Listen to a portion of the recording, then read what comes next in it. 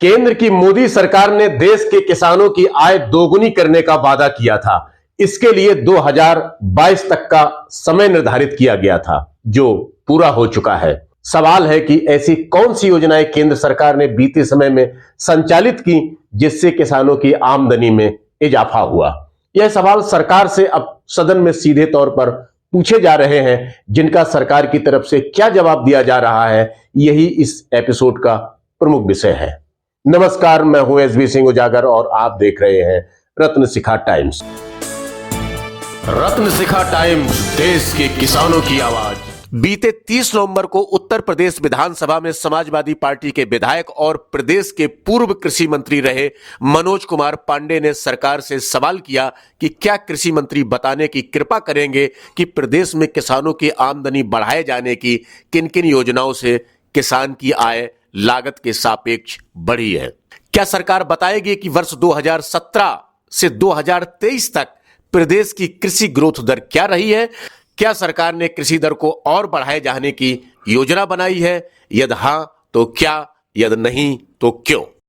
लेकिन क्या मानवर ये सरकार ने कोई हिसाब किताब लगाया है कि पिछले 5 वर्षों में लागत से उसका जो उत्पादन है और जो उसको उत्पादन का मूल्य मिल रहा है, क्या 2 गुना उसका रेट हुआ? सवाल ये है कि अगर उत्तर प्रदेश के हम एग्रीकल्चर रेट को देखें, 2017 में जो आपने उत्तर दिया है उसमें आपने स्वीकार किया है कि 2017 में 7.5% एग्रीकल्चर ग्रोथ थी और आज आपने अपने उत्तर में स्वीकार किया है कि अनंतिम आपका 6.8 घट करके अब एग्रीकल्चर ग्रोथ रह गई है।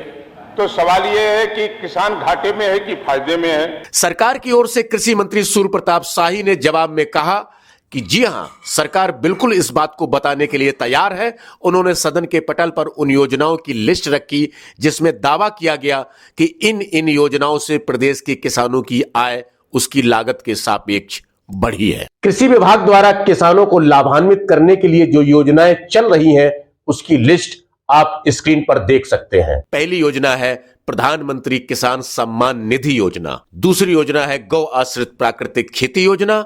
तीसरी प्रशिक्षित कृषि उद्यमी स्वावलंबन यानी एग्री जंक्शन योजना। National project on soil health and fertility. जैव उर्वरक उत्पादन प्रयोगशालाओं के सुदृढ़ीकरण यानी जैव उर्वरक के प्रयोग को प्रोत्साहित करने का कार्यक्रम। छठी योजना है प्रमाणित बीजों के वितरण पर अनुदान की योजना। 7वीं योजना संकर बीजों के उपयोग को बढ़ावा देने की योजना। अगली योजना का नाम है किसोन्नत योजना यानी बीज ग्राम योजना। परंपरागत कृषि विकास योजना यानी PKVI। 10वीं योजना है नमाम गंगे योजना। जनपद हमीरपुर में जैविक खेती के विकास की योजना। 12वीं योजना है प्रधानमंत्री फसल बीमा योजना। वर्षा संचित क्षेत्र विकास कार्यक्रम यानी रेनफेड एरिया डेवलपमेंट प्रोग्राम। 14वीं योजना है मृदा में सूक्ष्म तत्वों की कमी को दूर करने एवं भूमि सुधार हेतु जिप्सम वितरण की योजना। 15वीं योजना के तौर पर राष्ट्रीय खाद्य सुरक्षा मिशन को रखा गया है। 16वीं योजना है प्रधानमंत्री ऊर्जा सुरक्षा उत्थान महाअभियान यानी PM कुसुम योजना। 17वीं योजना है खेत तालाब योजना। 18वीं national mission on edible oil यानी टी बोर्न ऑयल सीड्स योजना। 19वीं national mission on edible oil यानी ऑयल सीड योजना। 20वीं सब मिशन ऑन एग्रीकल्चर एक्सटेंशन योजना। 21वीं योजना है सब मिशन ऑन एग्रीकल्चर मैकेनाइजेशन योजना। 22वीं promotion of agriculture mechanisation for in C2 management of crop REDG योजना। और 23वीं योजना है पंडित दीनदयाल उपाध्याय किसान समृद्धि योजना। सदन के पटल पर सरकार की तरफ से कृषि मंत्री ने इन 2 दर्जन योजनाओं की लंबी चौड़ी फेहरिस्त रखी। उन्होंने कहा कि इसके अलावा भारत सरकार द्वारा प्रतिवर्ष सभी फसलों के न्यूनतम समर्थन मूल्य में वृद्धि की गई है। राज्य सरकार सभी फसलों के उत्पादन लागत का 1.5 गुना यानी 1.5 गुना से अधिक समर्थन मूल्य भारत सरकार को प्रस्तावित करती है। उन्होंने कहा कि उत्तर प्रदेश कृषि विभाग के सतत प्रयासों से किसानों की आय में आशातीत वृद्धि हुई है। कृषि मंत्री ने प्रदेश में कृषि विकास की दर बताते हुए कहा कि 2017-18 में यह दर 7.5 थी, जो 2021-22 तक बढ़ते हुए 21.2 पर पहुंच गई। 2022-23 के अभी संपूर्ण आंकड़े जुड़ने बाकी है। जहां तक गणना की जा चुकी है उसके हिसाब से यह दर 6.8 है, जो अभी बदलेगी।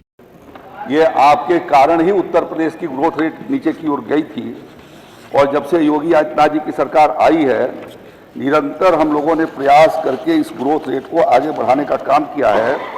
और उसका जवाब मैंने आपको दिया है कि 2017-18 में हमारा ग्रोथ रेट 7.5% रहा, 18-19 में ग्रोथ कृषि क्षेत्र का ग्रोथ 8.3% रहा, 2019-20 में ग्रोथ रेट 9.8% रहा, 2021-20 में 7.1% रहा। ये कोविड काल था। 2021-22 में हमारा ग्रोथ रेट बढ़कर के 21.2% रहा, और 2022-23 का चूंकि अभी पूरा आंकलन नहीं हो पाया है, इसलिए अनंतिम रिपोर्ट लिखी गई है जो 6.8% है। आप ये जानते हैं कि ग्रोथ रेट का आधार क्या होता है।